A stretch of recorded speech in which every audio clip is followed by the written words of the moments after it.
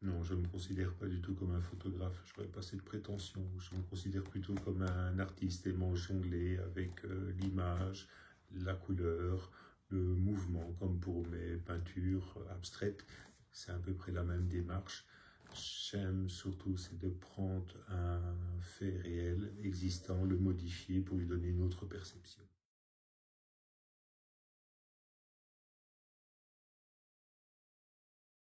Alors, une photographie artistique, comme je l'ai dit tantôt, c'est reprendre une photo, la modifier dans le contexte.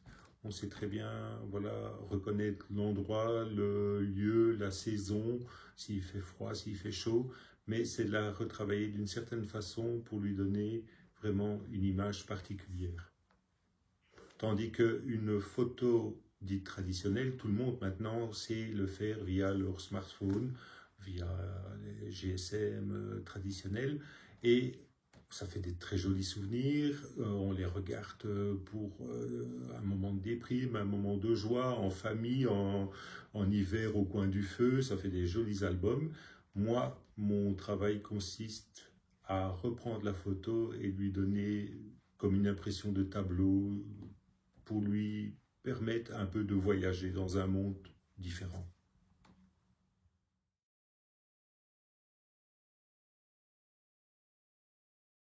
Artiste, le devient-on vraiment? Je crois plutôt que c'est un état d'esprit, quelque chose qu'on a au plus profond de son être. C'est comme un chanteur, un acteur.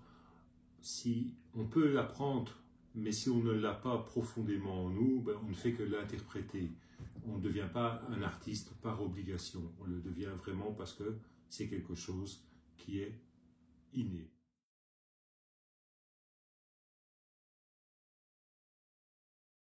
Que durant un long moment, je me suis vraiment focalisé et vraiment dirigé sur la photographie ou l'art photographique. Depuis quelque temps, je suis retourné vers mes premiers amours, qui est la peinture abstraite proprement dite. Grâce à ça, j'ai l'occasion de pouvoir faire une exposition à Florence, en Italie, à la Galerie Montana. Elle est visible jusqu'au mois de septembre. Alors, une autre exposition aura lieu toujours dans la même galerie au courant du printemps 2022.